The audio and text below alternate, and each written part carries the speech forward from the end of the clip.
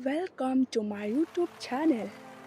Pi kwah ban kren phareng kane ka Jinghikai kan iarap ya pi. Lada pi sngeu jing mantoy na kane ka video wanam klat ban shelem shek perlok lane hayeng hasam jong pi. Wanam klat ru ban check ya ki link hapo description bangal adep upload.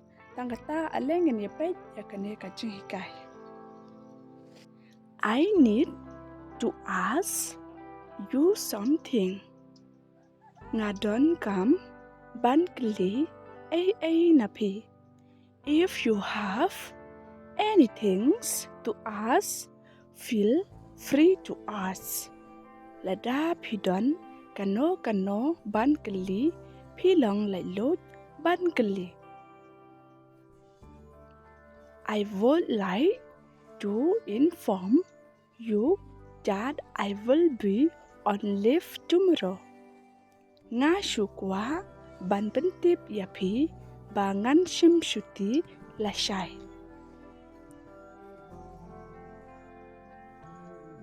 I have some work to do.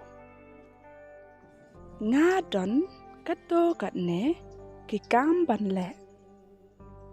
Please do something before it's too late. Ngeu bha le ai shwa ba kapor kandial. Please do the needful.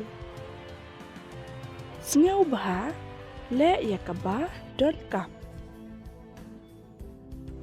I know you don't love me. Nga tip him nga. You don't understand how much I love you. Phim ngeu tho kat no nga yapi. Why don't you understand that I love you and you are playing with my feelings? Balay phim ngeu tho ba nga yapi. But pi lệ cái ya cả chứng ngeu trong ngà. One day you will realize how much I love you. She said kasngi pin sa ngeu thu kat no nga yapi. My feelings for you will never change. Cả chứng ngeu cho nga yapi kan kala. Even though you are not mine. What lada him day ka jonga. Just now my feelings are true. To tip ba ka chứng ngeu cho nga kalong ka ba shisha.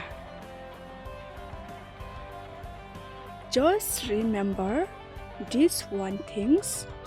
I will always love you. Token mau kane go way ngan yapi. I don't understand what you mean. Ngam ngeu thu ka pimut. You will understand. Pisa ngeu thu. To get some things different, you must some things different. Ba pin yo ka ka ba compare. Pi ha ban le ka ba compare. If you want to change where you are tomorrow, lada pi kwah ban kla shano pindon la shai. You have to do some things different today.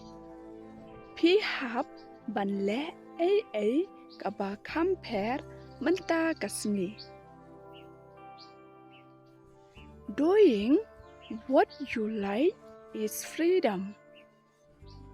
Ban le cả ấy cả bá phi ngêu tận nát cả đây cả chứng lại lụi liking what you do is happiness ban ngêu tận nát cả ấy cả bá phi lệ cả đây cả chứng cái mền